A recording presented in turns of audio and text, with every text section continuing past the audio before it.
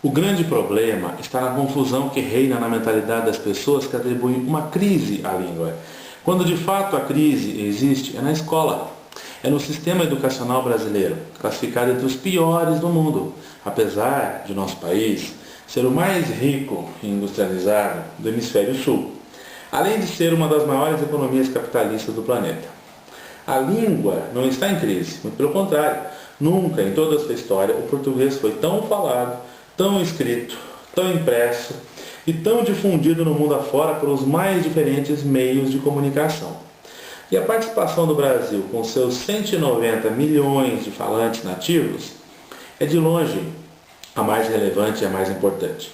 Crise existe sim na escola pública brasileira, de todos os níveis, desde o pré-primário até a universidade, sobretudo depois que o duplo governo presidido por Fernando Henrique Cardoso passou a empregar todos os esforços possíveis para demolir sistematicamente o já cambaleante e sucateado sistema de ensino público do Brasil, como fez, aliás, com todo o patrimônio público dos brasileiros por meio da privataria, isto é, da privatização desenfreada de tudo que pertencia aos cidadãos brasileiros.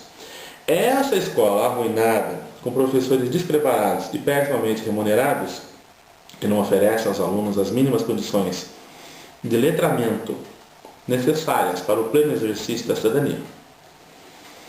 Tentar atribuir as deficiências dos brasileiros no uso mais formal da língua aos próprios brasileiros que não têm amor ao idioma, ou pior ainda, ao próprio idioma, é não querer ver a realidade. É lançar a culpa sobre quem de fato é a vítima maior deste processo perverso.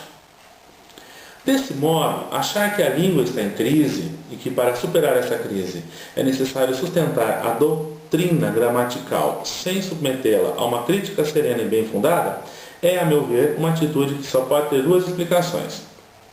A ignorância científica, a pessoa nunca ouviu falar de linguística, ou a desonestidade intelectual, tendo entrado em contato com a ciência linguística, finge que não a conhece. Pior ainda é quando essa atitude se sustenta no indisfarçado e indisfarçável preconceito social.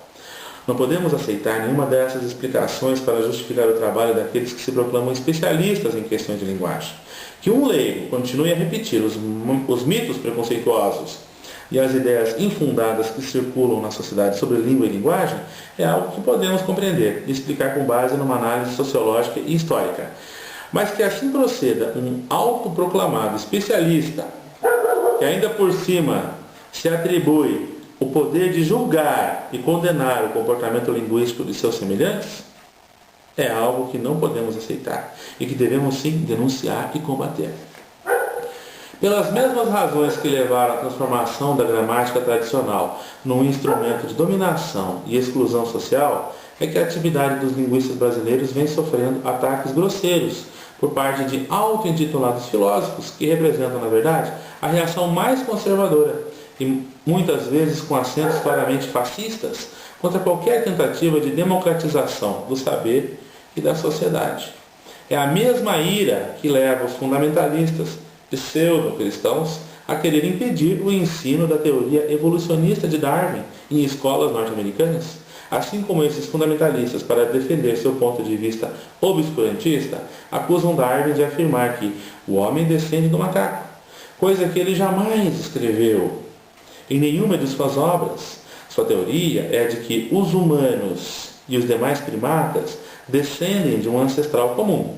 Também os atuais detratores da ciência linguística acusam os estudiosos da linguagem de defenderem o não ensino das formas prestigiadas do português, numa tentativa de transformar toda uma argumentação detalhada e sofisticada em duas ou três afirmações toscas e propositadamente deturpadas.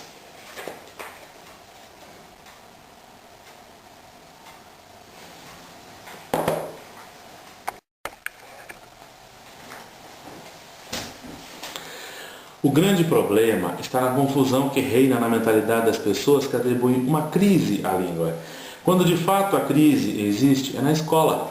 É no sistema educacional brasileiro, classificado entre os piores do mundo, apesar de nosso país ser o mais rico e industrializado do hemisfério sul, além de ser uma das maiores economias capitalistas do planeta. A língua não está em crise, muito pelo contrário. Nunca em toda a sua história o português foi tão falado, tão escrito, tão impresso e tão difundido no mundo afora por os mais diferentes meios de comunicação. E a participação do Brasil, com seus 190 milhões de falantes nativos, é de longe a mais relevante e a mais importante. Crise existe sim na escola pública brasileira, de todos os níveis, desde o pré-primário até a universidade, sobretudo depois que o duplo governo presidido por Fernando Henrique Cardoso passou a empregar todos os esforços possíveis para demolir sistematicamente o já cambaleante e sucateado sistema de ensino público do Brasil, como fez, aliás, com todo o patrimônio público dos brasileiros por meio da privataria, isto é, da privatização desenfreada de tudo que pertencia aos cidadãos brasileiros. Essa escola arruinada, com professores despreparados e pessimamente remunerados, que não oferecem aos alunos as mínimas condições de letramento necessárias para o pleno exercício da cidadania. Tentar atribuir as deficiências dos brasileiros no uso mais formal da língua aos próprios brasileiros que não têm amor ao idioma, ou pior ainda, ao próprio idioma, é não querer ver a realidade. É lançar a culpa sobre quem, de fato, é a vítima maior deste processo perverso. Desse modo, achar que a língua está em crise e que, para superar essa crise, é necessário sustentar a doutrina gramatical sem submetê-la a uma crítica serena e bem fundada, é, a meu ver, uma atitude que só pode ter duas explicações. A ignorância científica, a pessoa nunca ouviu falar de linguística, ou a desonestidade intelectual, tendo entrado em contato com a ciência linguística, finge que não a conhece. Pior ainda, é quando essa atitude se sustenta no indisfarçado e indisfarçável preconceito social. Não podemos aceitar nenhuma dessas explicações para justificar o trabalho daqueles que se proclamam especialistas em questões de linguagem. Que um leigo continue a repetir os mitos preconceituosos e as ideias infundadas que circulam na sociedade sobre língua e linguagem é algo que podemos compreender e explicar com base numa análise sociológica e histórica. Mas que assim proceda um autoproclamado especialista, que ainda por cima se atribui o poder de julgar e condenar o comportamento linguístico de seus semelhantes, é algo que não podemos aceitar e que devemos sim denunciar e combater.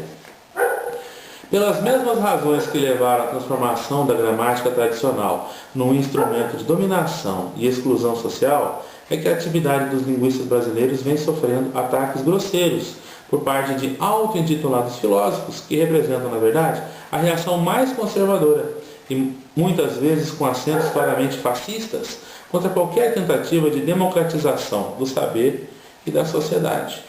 É a mesma ira que leva os fundamentalistas pseudo-cristãos a querer impedir o ensino da teoria evolucionista de Darwin em escolas norte-americanas, assim como esses fundamentalistas, para defender seu ponto de vista obscurantista, acusam Darwin de afirmar que o homem descende do macaco, coisa que ele jamais escreveu em nenhuma de suas obras. Sua teoria é de que os humanos e os demais primatas descendem de um ancestral comum. Também os atuais detratores da ciência linguística acusam os estudiosos da linguagem de defenderem o não ensino das formas prestigiadas do português, numa tentativa de transformar toda uma argumentação detalhada e sofisticada em duas ou três afirmações toscas e propositadamente deturpadas.